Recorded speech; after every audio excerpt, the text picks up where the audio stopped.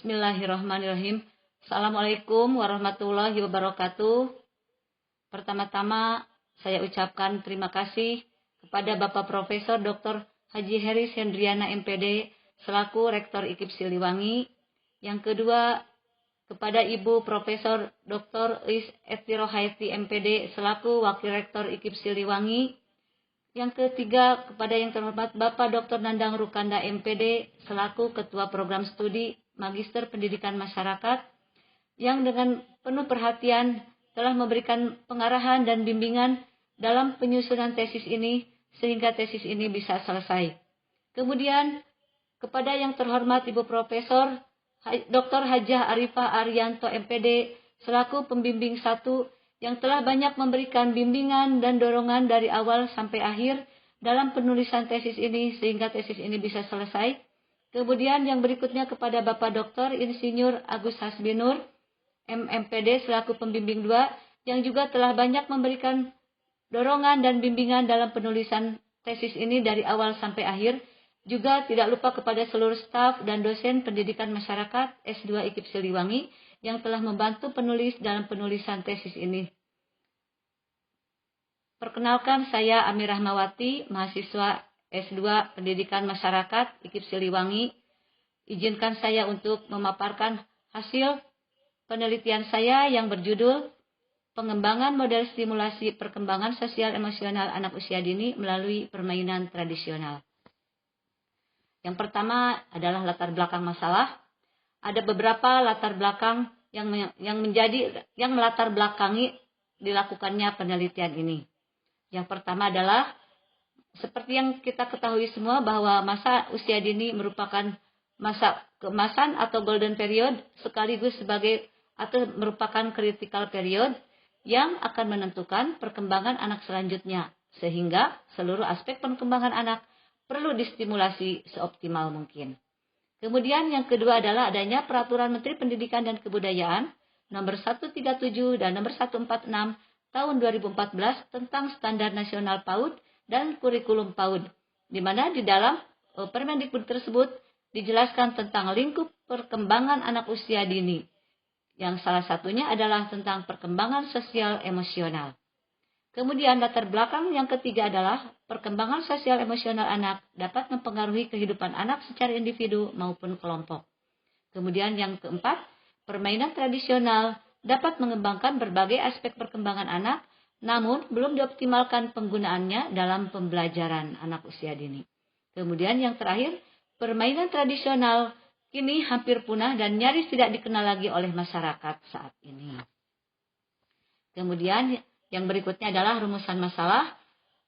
Ada 4 rumusan masalah yang dirumuskan dalam penelitian ini. Yang pertama adalah bagaimana kondisi awal model stimulasi perkembangan sosial emosional anak usia dini melalui permainan tradisional yang telah dilakukan di TK Bina Bakat Mandiri dan di Koberkinanti.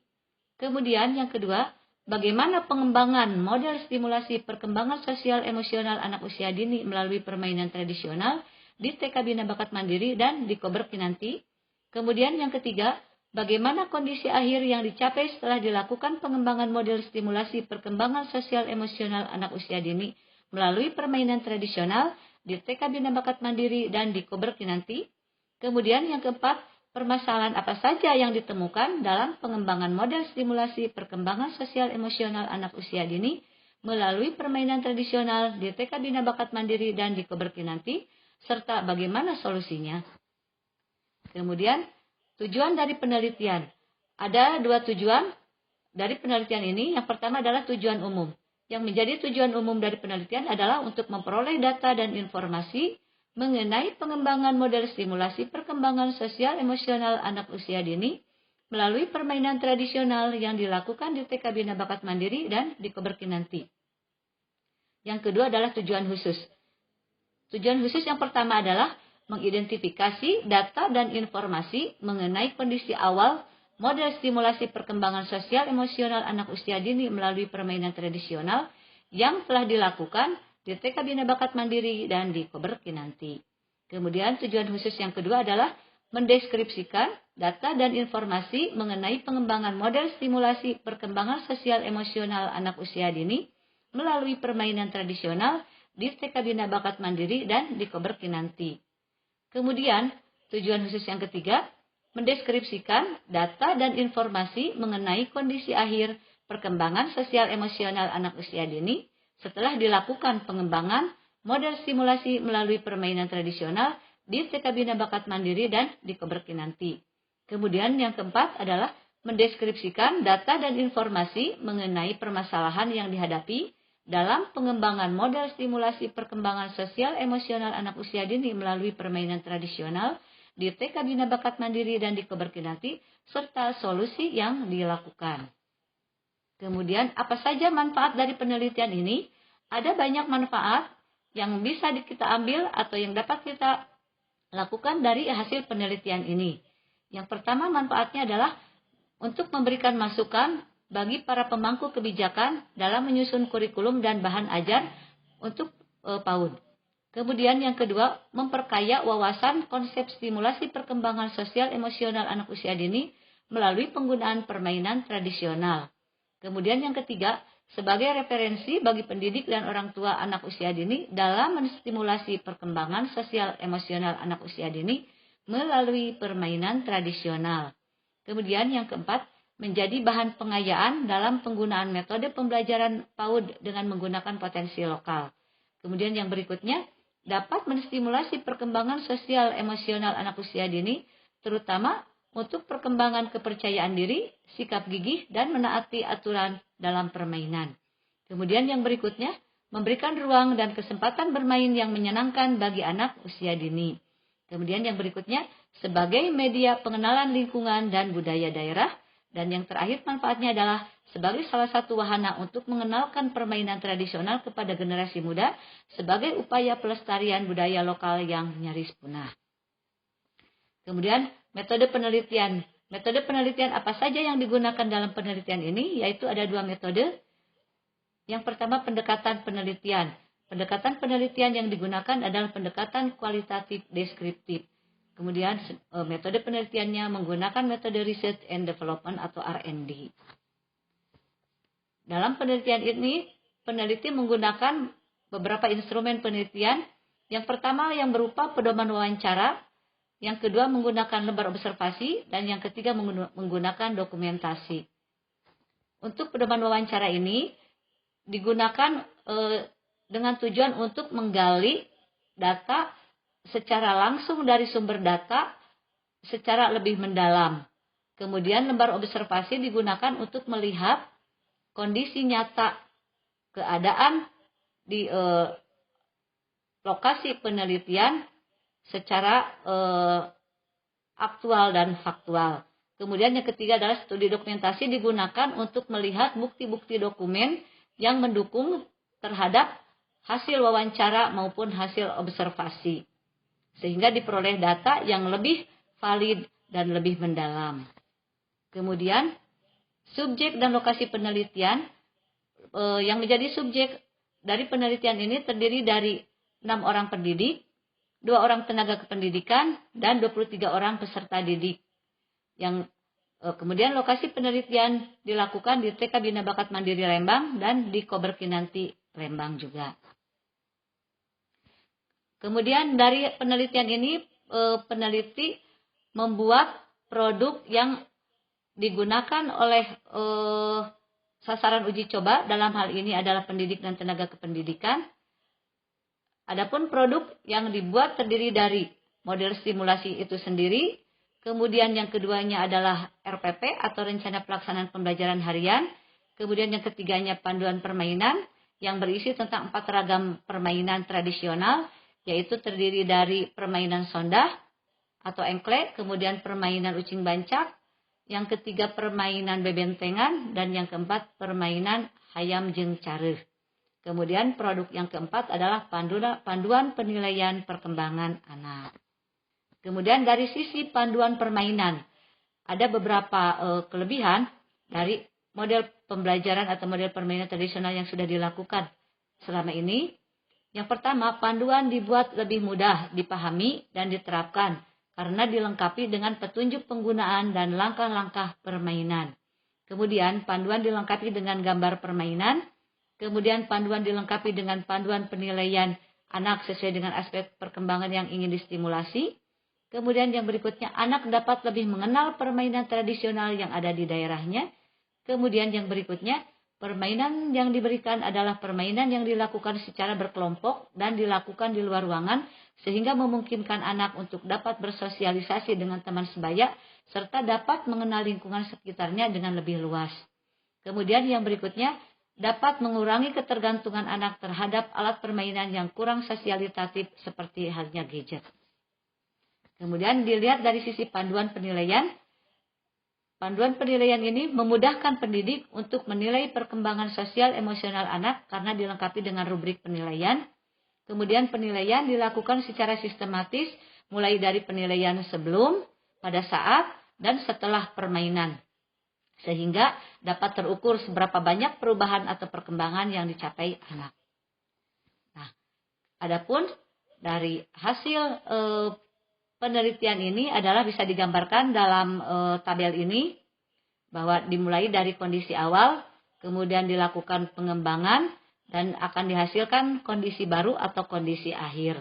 Nah, dari kondisi awal, seperti dijelaskan di awal tadi bahwa atau berdasarkan hasil dari penelitian diperoleh data dan informasi bahwa kondisi awal di TK Bina Bakat Mandiri maupun di Koberkinanti adalah bahwa permainan tradisional lebih banyak digunakan sebagai sisipan atau tambahan. Hanya sekali-kali saja mereka menggunakan permainan tradisional itu digunakan sebagai kegiatan inti. Dan itu pun waktunya terbatas. Kemudian yang kedua, pelaksanaan permainan tradisional tidak dibuat RPP atau tidak dimasukkan ke dalam RPP karena sifatnya hanya berupa sisipan atau tambahan. Permainan tradisional ini tidak dimasukkan ke dalam RPP. Kemudian yang ketiganya, tidak menggunakan bahan ajar. Ternyata pendidik dan tenaga kependidikan yang ada di TK Bina Bakat Mandiri maupun di Koberkinanti ini mereka tidak menggunakan bahan ajar, tetapi permainan itu dilaksanakan berdasarkan pengalaman mereka sendiri. Kemudian waktu bermain itu lebih pendek, hanya antara 5-30 menit karena sifatnya hanya sisipan dan atau tambahan. Kemudian dari sisi penilaian dilakukan setelah pembelajaran saja. Kemudian perkembangan sosial emosional anak, ternyata setelah dilakukan analisis dari data yang diperoleh, perkembangan sosial emosional anak berada pada kriteria BB atau belum berkembang dan MB atau mulai berkembang. Kemudian pemahaman pendidik tentang tema pembelajaran PAUD ternyata masih terbatas. Hal ini dapat diketahui bahwa ketika ditanyakan mengapa mereka tidak melakukan tidak menggunakan permainan tradisional ini sebagai tema pembelajaran, karena menurut mereka permainan tradisional tidak terdapat dalam kurikulum PAUD atau tidak menjadi tema pembelajaran dalam PAUD. Nah, itu kondisi awal yang diperoleh selama penelitian. Kemudian dari kondisi awal ini maka dilakukan pengembangan oleh peneliti. Seperti apa pengembangannya? Pengembangan ini mulai dari penyusunan perencanaan, kemudian pelaksanaan dan penilaian. Dari hasil perencanaan ini tadi sudah dipaparkan bahwa dari perencanaan peneliti membuat RPP, membuat panduan permainan dan membuat panduan penilaian. Kemudian pada pelaksanaannya dilakukan pada saat pembukaan, pada saat kegiatan inti dan pada saat kegiatan penutup. Kemudian untuk penilaian dilakukan dengan teknik observasi dan tanya jawab, kemudian bentuk penilaiannya berupa format checklist, kemudian waktu penilaian dilakukan sebelum, pada saat, dan setelah permainan. Nah, dari hasil pengembangan ini diperoleh data bahwa permainan tradisional digunakan sebagai tema pembelajaran. Nah, peneliti menggunakan permainan tradisional ini sebagai tema pembelajaran. Kemudian yang keduanya RPP untuk permainan tradisional dibuat secara utuh. Artinya dari awal pembelajaran, dari mulai pembukaan, inti sampai penutup. Kemudian dibuat panduan permainan yang terdiri dari 4 jenis permainan, yaitu sondah, ucing bancak, bebentengan, dan hayam jencare. Dan juga dibuat panduan penilaian perkembangan anak. Kemudian waktu bermain juga lebih lama, yaitu antara 45 sampai 60 menit. Kemudian permainan dilakukan mulai dari pengenalan konsep, pelaksanaan permainan, dan review. Pengenalan konsep ini terkait dengan permainan yang akan dimainkan oleh anak pada hari itu.